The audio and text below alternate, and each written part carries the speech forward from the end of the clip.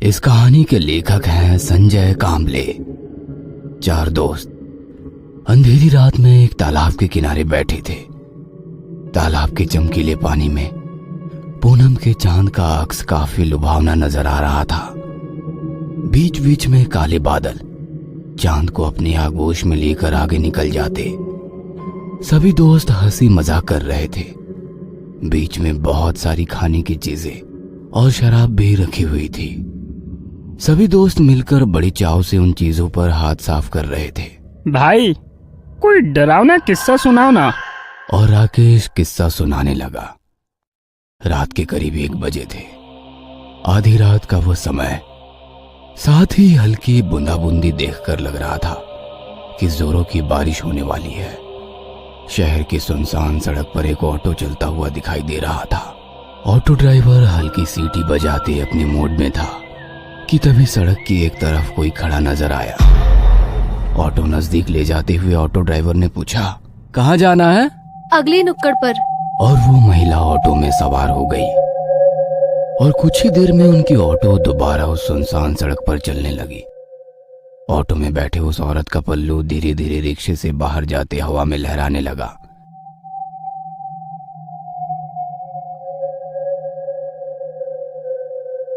Madam जी, आप कहीं job करती हैं क्या? नहीं तो क्यों? मतलब आप इतनी रात को इस सड़क पर खड़ी थी, इसलिए पूछा। वैसे आपको जाना कहाँ है? आगे नुक्कड़ पर जो पीला बंगला है ना, मैं वहीं रहती हूँ।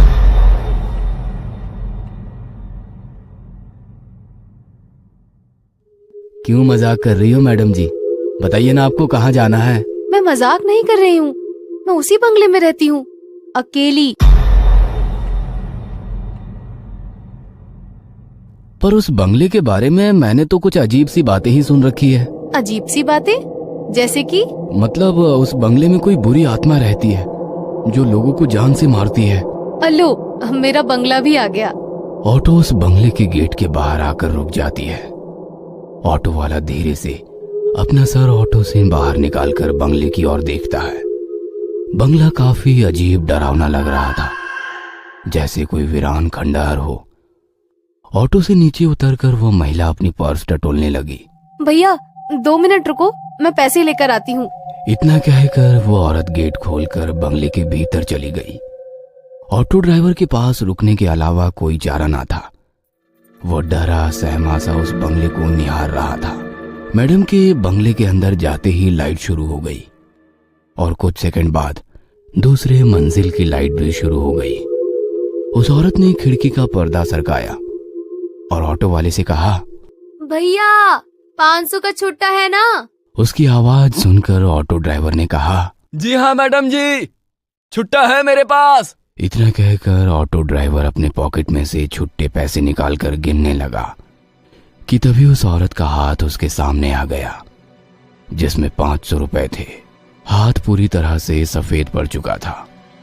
ऑटो वाले ने उस औरत की तरफ देखा और उसकी जुबान जैसे हलक में अटक गई, क्योंकि वो औरत अभी भी बंगले के भीतर खिड़की में खड़ी थी। उसका लंबा हाथ बंगले से निकलकर उस ऑटो ड्राइवर के पास पहुंच चुका था। उस औरत की लाल आंखें उसे लगातार घूरे जा रही थी। उसका डरावना रूप देखकर ऑटो ड्राइवर ने झट से ऑटो स्टार्ट की और बिना पीछे मुड़े तेजी से निकल गया। अरे फिर उस ऑटो ड्राइवर का क्या हुआ? क्या होना था? ऐसा खौफनाक दृश्य देखकर अगले 8 दिन तक बुखार से घर के बिस्तर पर पड़ा रहा। ये घटना बचपन से सुनता आया हूँ, कोई नया किस्सा सुनाओ यार। यार फिर भी ये काफी डरावनी घटना थी, विजू ने कहा। और कोई डरावना किस्सा बताओ ना। इस अंधेरी रात में डरावने किस्से सुनने में बड़ा मजा आता है। ठीक है तो सुनो। एक लड़की रोज सुबह जल्दी उठकर गांव के इकलौते कुएं में पानी भरने के लिए जाती थी। सूरज निकलने के बाद भीड़ होने के कारण वो सूरज निकलने से पहले ही कुएं में पानी भरने के लिए पहुंच जाती। उस दिन भी वो सवेरे सवेरे कुएं पर पानी भरने के लिए पहुंची। अभी भी काफी रात थी। कुआं गांव से थोड़ा दूर होने के कारण एक कच्ची सड़क से जाना पड़ता था। लड़की कुएं के पास पहुंची और बाल्टी कुएं में गिरा दी। कुएं से एक बाल्टी पानी निकालकर वो अपने बर्तन धोने लगी। रात के सन्नाटे में उसकी चूड़ियों की खनक साफ साफ सुनाई दे रही थी। पूनम का चांद अभी पश्चिम दिशा की ओर झुक रहा था।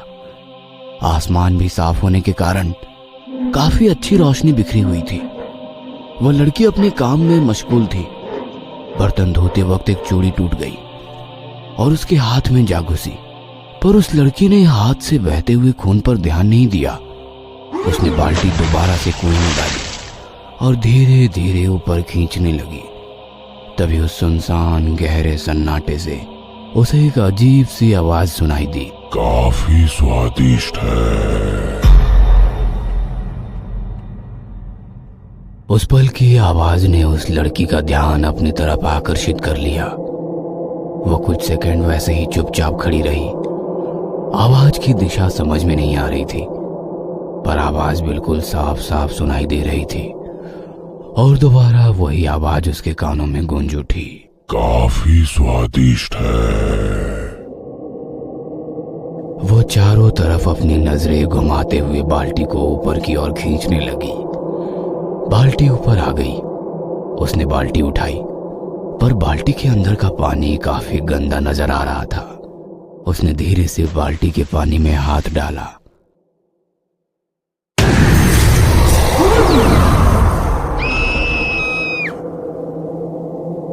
डर के मारे उस लड़की के मुंह से चीख निकल गई। उसने उस बाल्टी को वैसे ही कुएं में फेंक दिया और भागने की कोशिश में बाल्टी की रस्सी उसके पैर में अटक गई और वो धड़ाम से नीचे गिर गई। वह लड़की काफी डर गई थी।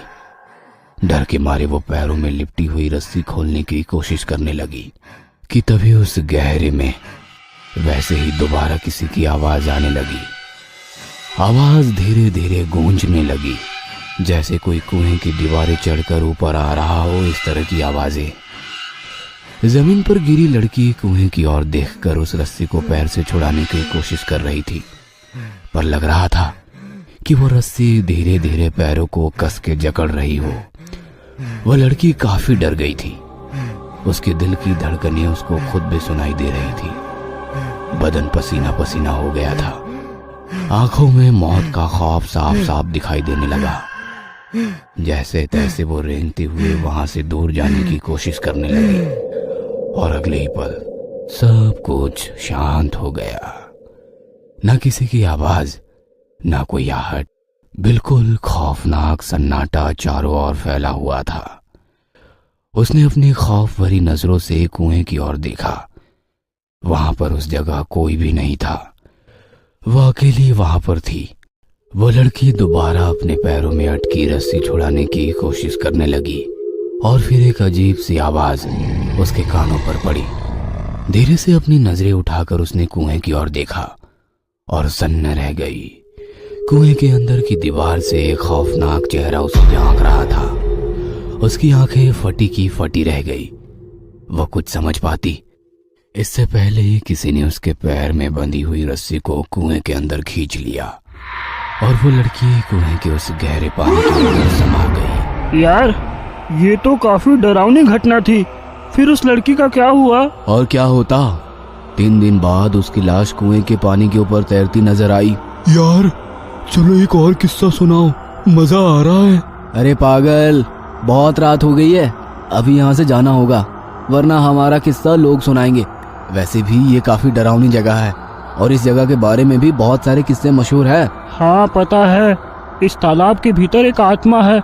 जो लोग पानी में तैरने के लिए आते हैं उन्हें पानी के अंदर खींच लेती है। अबे बकवास बंद करो, ये सब मनगढ़ंत कहानियां हैं। मैं कई बार यहाँ तैरने के लिए आया हूँ, मुझे तो कभी ऐसा महसूस नहीं हुआ। ऐसा कहकर वो उठकर खड़ा हो गया और पानी से भरे तालाब की ओर देखकर चिल्लाने लगा। ए पानी वाले भूत, चल निकल बाहर, मैं तुझसे नहीं डरता।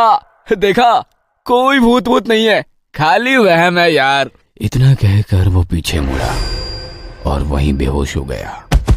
अगले दिन अस्पताल के बेड पर वो बेहोशी की हालत में पड़ा था। उसके पास माँ और पिताजी गुमसुम से बैठे थे कि तभी उसे होश आ गया। पास खड़े डॉक्टर ने पूछा, अब कैसी है तबीयत? ठीक हूँ डॉक्टर साहब। वैसे हुआ क्या था?